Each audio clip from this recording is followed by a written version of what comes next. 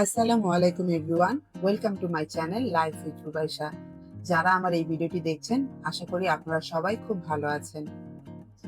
বন্ধুরা, আজকে আমরা শেয়ার করব গর্ভকালীন সময়ে একজন নারীর 4 থেকে 6 মাসের যত্ন।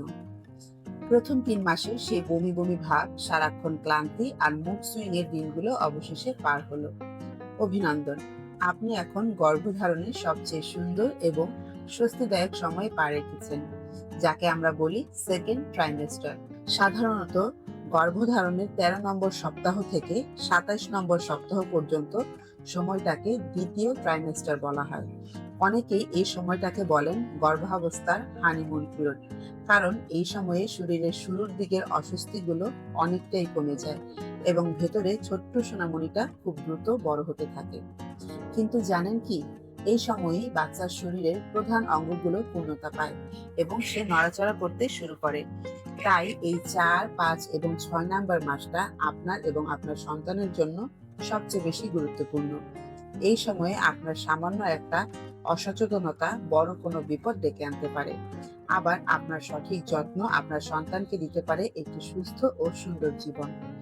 আজকের ভিডিওতে আমরা একদম সহজ এবং সাবলীল ভাষায় জানবো এই সেকেন্ড ট্রাইমেস্টারে একজন হবু মায়ের কি কি করা উচিত, কোন কাজগুলো করা একদম নিষেধ, কোন কোন জরুরি মেডিকেল টেস্ট করানো বাধ্যতামূলক এবং কোন টিকাটি আপনাকে এই সময়ে নিতে হবে। ভিডিওর শেষ অংশে এমন কিছু জরুরি বিপদ চিহ্ন নিয়ে কথা বলবো যা দেখা দিলে এক মুহূর্ত দেরি করা যাবে না।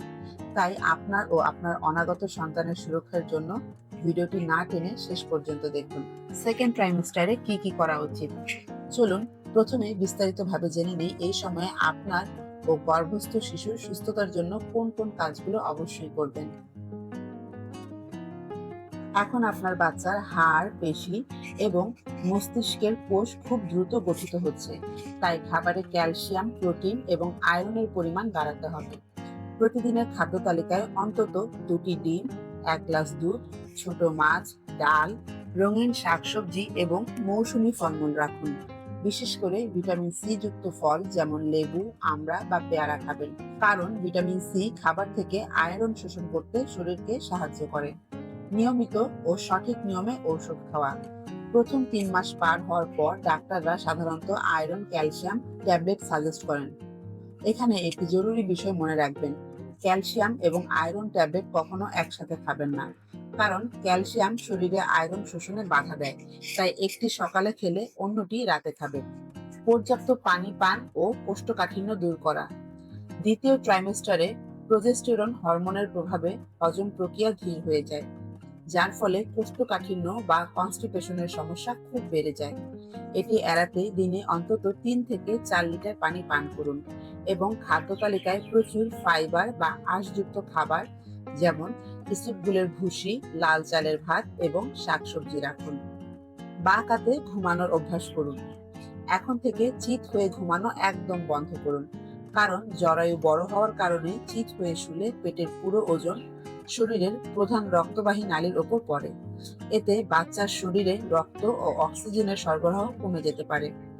বাঁ কাতে ঘুমালে জরায়ুতে এবং বাচ্চার শরীরে রক্ত চলাচল সবচেয়ে ভালো হয়। আরামের জন্য পায়ের মাঝে বা পেটের নিচে নরম বালিশ ব্যবহার করতে পারেন। হালকা ব্যায়াম ও হাঁটা চলা। যদি আপনার কোনো মেডিকেল জটিলতা না থাকে, তবে প্রতিদিন সকালে বা বিকেলে 20 থেকে 30 মিনিট হালকা হাঁটুন। এটি আপনার শরীরের রক্ত সঞ্চালন বাড়াবে, কোমর ব্যথা কমাবে এবং নর্মাল ডেলিভারির সম্ভাবনা অনেক বাড়িয়ে দেবে। তবে খেয়াল রাখবেন, হাঁটার কারণে যেন আপনি অতিরিক্ত ক্লান্ত বা হাঁপিয়ে না যান। বাচ্চার নড়াচড়া খেয়াল করুন। সাধারণত 18 থেকে 22 সপ্তাহের মধ্যে মায়েরা বাচ্চার প্রথম নড়াচড়া বা কিক বুঝতে পারেন। প্রথম প্রথম এটি খুব হালকা, অনেকটা প্রজাপতির ডানা ঝাপটানোর মতো মনে হতে পারে। প্রতিদিন বাচ্চা ঠিকঠাক নড়ছে কিনা তা খেয়াল রাখতে শুরু করুন। কি কি করা উচিত না। এবার আসি সবচেয়ে সংবেদনশীল বিষয়ে, এই সময়ে কোন ভুলগুলো আপনার বাচ্চার বড় ধরনের ক্ষতি করতে পারে, মনোযোগ দিয়ে শুনুন। ভারী জিনিস তোলা বা পেটে চাপ লাগে এমন কাজ করা থেকে বিরত থাকুন। বালতি ভরা পানি তোলা, ভারী আসবাবপত্র সরানো বা উপর হয়ে ঘর ঝাড়ু দেওয়া বা মোছার মতো কাজ একদম করবেন না। এই সময়ে জরায়ুর আকার বড় হওয়ায় ভারী জিনিস তুললে পেলভিক ফ্লোরে অতিরিক্ত চাপ পড়ে, যা রক্তপাত বা প্রিম্যাচিউর ডেলিভারির ঝুঁকি বাড়ায়। কাঁচা বা আধা সেদ্ধ খাবার খাওয়া। কাঁচা ডিম, আধা সেদ্ধ মাংস, অপাস্তুরিত কাঁচা দুধ বা রাস্তার খোলা খাবার একদম খাবেন না। এগুলোতে ক্ষতিকর ব্যাকটেরিয়া থাকে, যা প্লাসেন্টা পার হয়ে সরাসরি বাচ্চাকে আক্রমণ করতে পারে এবং গর্ভপাতের কারণ হতে পারে। ডাক্তারের পরামর্শ ছাড়া নিজে নিজে ওষুধ খাওয়া। সামান্য মাথা ব্যথা, সর্দি, কাশি বা গ্যাসের সমস্যা হলেও ফার্মেসি থেকে নিজে নিজে কোনো ঔষধ কিনে খাবেন না। গর্ভাবস্থায় যে কোনো ভুল ঔষধ বাচ্চার জন্মগত ত্রুটির কারণ হতে পারে, তাই যে কোনো সমস্যায় ডাক্তারের পরামর্শ নিন। উঁচু হিল পরা এবং টাইট পোশাক পরা। এই সময়ে জরায়ু বড় হওয়ার কারণে শরীরের সেন্টার অফ গ্র্যাভিটি বা ভারসাম্যের পরিবর্তন হয়, তাই পড়ে যাওয়ার ঝুঁকি এড়াতে ফ্ল্যাট এবং অ্যান্টি স্লিপ জুতা পরুন। অতিরিক্ত টাইট পোশাক পরলে রক্ত চলাচলে বাধা সৃষ্টি হয়, তাই ঢিলে ঢালা সুতি পোশাক বেছে নিন। দীর্ঘক্ষণ এক নাগারে দাঁড়িয়ে বা বসে থাকা। রান্নাঘরে বা অফিসে দীর্ঘক্ষণ একভাবে দাঁড়িয়ে বা বসে থাকবেন না। প্রতি 30-40 মিনিট পর একটু অবস্থান পরিবর্তন করুন বা সামান্য হেঁটে নিন। দীর্ঘক্ষণ পা ঝুলিয়ে বসে থাকলে পায়ে রক্ত জমে পা ফুলে যেতে পারে। ক্ষতিকর কেমিক্যাল ও কড়া গন্ধ এড়িয়ে চলা। ঘরের মশার কয়েল, কড়া কেমিক্যাল যুক্ত লিকুইড ক্লিনার বা তীব্র সুগন্ধি বা পারফিউম এড়িয়ে চলুন। এগুলোর ধোঁয়া বা রাসায়নিক বাতাস ফুসফুসের মাধ্যমে বাচ্চার ক্ষতি করতে পারে। কোন কোন টেস্ট বা পরীক্ষা করা দরকার? সেকেন্ড ট্রাইমেস্টারে বাচ্চার শারীরিক বৃদ্ধি এবং মায়ের সুস্থতা নিশ্চিত করতে কিছু পরীক্ষা নিরীক্ষা অত্যন্ত জরুরি, তাই ডাক্তার দেখানোর পাশাপাশি এই টেস্টগুলো সময় মতো করিয়ে নেবেন। অ্যানোমালি স্ক্যান, এটি এই ট্রাইমেস্টারের সবচেয়ে গুরুত্বপূর্ণ আল্ট্রাসোনোগ্রাফি। সাধারণত 18 থেকে 22 সপ্তাহের মধ্যে এটি করা হয়।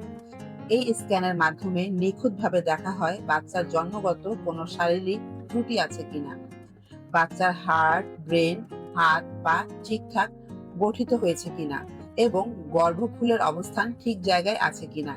এটি কোনোভাবেই মিস করা যাবে না। ওজিডিটি পরীক্ষা, এটি একটি রক্ত পরীক্ষা যা দ্বিতীয় ট্রাইমেস্টারে গর্ভবতী নারী গ্লুকোজ খেয়ে করে থাকেন। গর্ভাবস্থায় অনেক মায়ের রক্তে শর্করার পরিমাণ বেড়ে যায়, যাকে জেস্টেশনাল ডায়াবেটিস বলে। সাধারণত 24 থেকে 28 সপ্তাহের মধ্যে গ্লুকোজ খেয়ে রক্ত পরীক্ষাটি করলে আপনার জেস্টেশনাল ডায়াবেটিস আছে কিনা তা বোঝা যায়। গর্ভাবস্থায় ডায়াবেটিস নিয়ন্ত্রণে না থাকলে বাচ্চার ওজন অতিরিক্ত বেড়ে যাওয়া সহ নানা জটিলতা হতে পারে।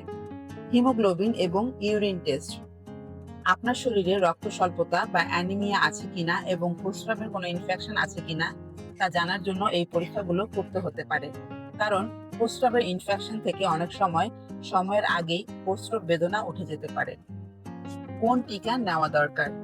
টিকা নিয়ে অনেক হবু মায়ের মনে নানা প্রশ্ন থাকে। মনে রাখবেন, সেকেন্ড ট্রাইমেস্টারে আপনাকে একটা অত্যন্ত জরুরি টিকা দিতে হবে। এটি হলো টিটি বা টিটেনাস টক্সয়েড ইনজেকশন। ধনুষ্টঙ্কার রোগ থেকে মা এবং নবজাতক শিশুকে রক্ষা করতে এই টিকা দেওয়া বাধ্যতামূলক।